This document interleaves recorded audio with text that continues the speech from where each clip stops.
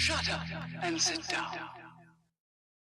Alright guys, welcome to Big MEKS Workshop and Paint Studio. Today's tutorial is another screamer. We're going to do this one in a more traditional blue, as Bill asked for, who is one of our Patreons. If you haven't seen our Patreon page yet, you should check that out.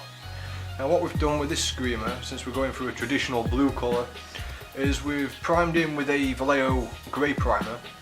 Now we're going over the shaded areas with a black primer, or if you haven't got the black primer you could just use Model Air Black. Would work just as well. Went a bit over the top with the shading, but you'll see why, and see how I also fixed the overspray. It was a bit speckly, not something that's good. Okay, then we're using game colour, Magic Blue, which as you can see comes out very vibrant over those white parts and much darker with where the pre-shade's been put in. I'm stumbling all over the place today. It's going to be a long day. And we're going to paint pretty much the whole thing with this, including the underneath. So it's going to be the main colour. We're going to work up and down from that with different shades. If you haven't got an airbrush to do this, you can easily do it with a brush and water your paint down considerably. Now I took too much of the shading away. I'm going to put the shading back in with the model colour. I decided to do the face in black. The last one we did, the red one, the face was done a completely different colour, and I wanted to do something a bit different. So we're doing the entire face black, and in hindsight I probably should have done most of the tail in black as well, because we're going to dry brush that and highlight it with Fenrisian grey.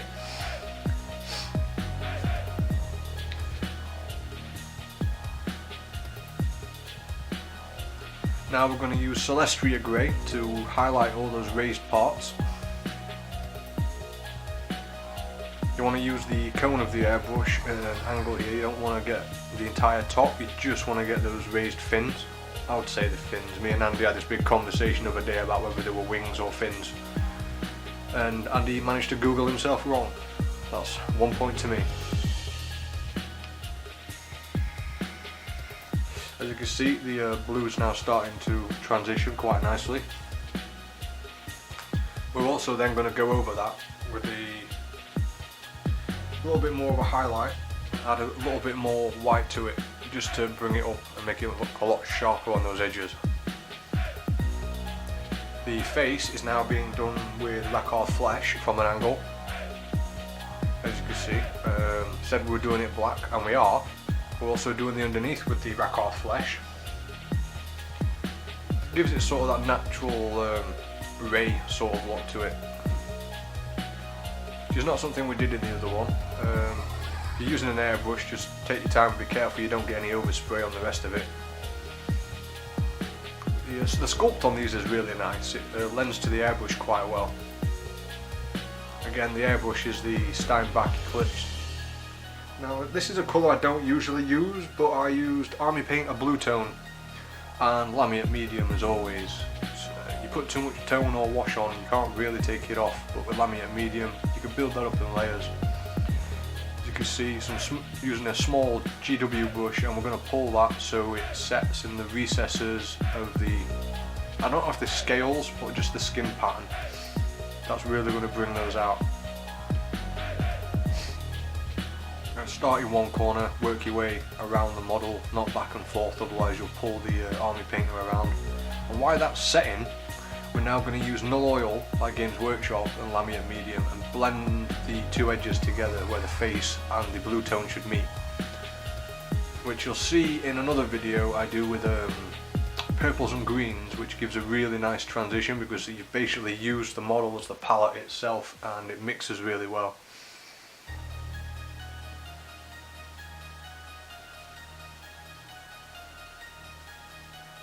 Now we're using Fenrisian Grey by Games Workshop and a small dry brush to bring up all the details on the face. We're going to go over the fins and some of the other details with this as well. Anything that stands out. Just be careful on the fins because you don't want to leave brush strokes because they are quite flat and smooth. So the least amount of paint is what you want to be putting on here. As you can see, it's starting to bring out all those bumps as well. And this is Andy's sort of recipe for a cold bone colour, because if I did The light bone colour, or the more red palette sort of bone colour that I used on the red ones, it would stand out too much and take the details away from the eyes. We're starting this one off using Carrot Stone by Games Workshop. Be careful you don't get any on what you've painted already. And then again, another Army Painter tone. I'm really starting to like these.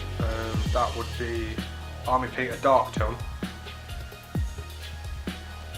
I find it acts more like a glaze than it does a wash because it's an ink and it really grips. And once I've done and this is dried, you won't really be able to see any of the marks on there. It will just have toned those down a little bit, which is what we really want for this one because we're building this up in steps. I mean, if you want any of it to pull anywhere, you want it to pull at the bottom where it's going to be the darkest.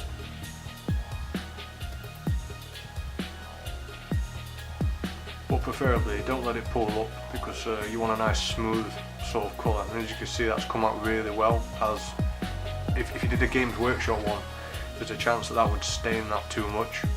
So I'm a big fan of these Army Painter tones, and Andy's just picked a bunch more up from my mate, so we'll be using some more of those. Now we're using a Shabty Bone to start re-highlighting and putting the lines into the teeth as well. This is watered down a lot and put on as a glaze, so the transition's really slow. It'll take a lot of layers, about 4 or 5, before that starts to really build up. And as you can see, it's started to change the colour transition quite well. Now it's just a stronger line of Shabty Bone and Screaming Skull mixed together, so it's a little bit brighter. Putting the lines into the teeth to add more detail so they're not just flat surfaces. A lot of practice and brush control is required for these really. Now we're going to do the eyes with Phthalo Brown because it's a good starting colour for most browns. Could have used NEKS V88, but I thought we'll go straight for the brighter colour because we've got a bright underneath, base coat down already. Unlike when we were painting it on the red one and we had to go over a much darker colour. Phthalo Browns made sense there, but VX88 made sense there. It was more of a red warm colour. As you can see, that's starting to come along nicely. We're going to highlight that with Xandri Dust by Games Workshop.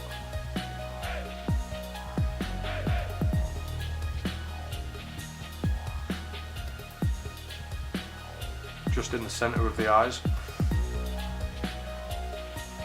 Not Xandri Dust, sorry, it's Zamzi Desert. My mistake.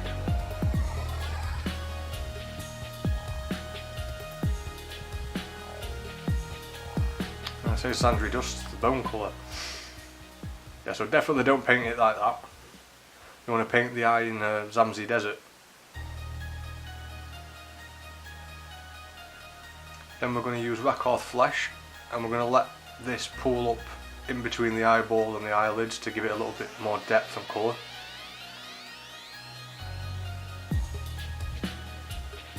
Rakarth Flesh shade. I'm getting all my colours wrong today.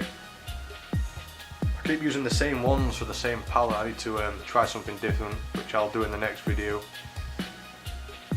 And then we're going to go back over that shaded area using the Zamzi Desert again, just to bring back some of the life to those eyes.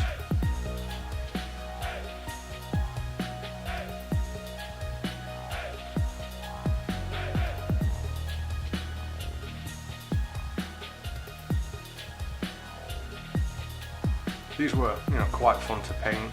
This will be Rakarth Flesh shade again, because these are the colours I've primarily been using on these because they give a natural sort of shade and skin tone.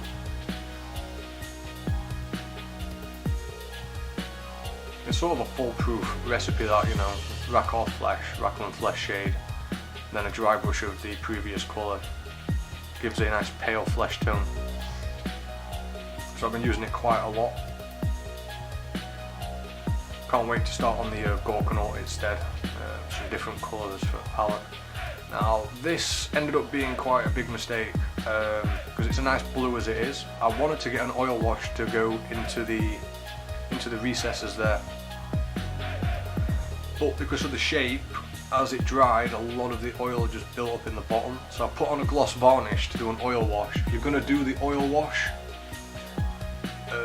much less on your brush, do it in smaller layers and a much better cleanup, because it just ended up pouring more than anything. Ended up making the whole model look a lot darker than it needed to be. I should have just left it at that stage. So instead of giving it a gloss varnish, if you're happy with that colour scheme, just hit it with a satin varnish to finish it off. And obviously underneath was dry brush with Rakoff flesh. Otherwise you'd end up with a flat surface on the underneath. And you know, there you have it. That one's a pretty simple one. Didn't take too long. Could easily batch paint quite a few of these.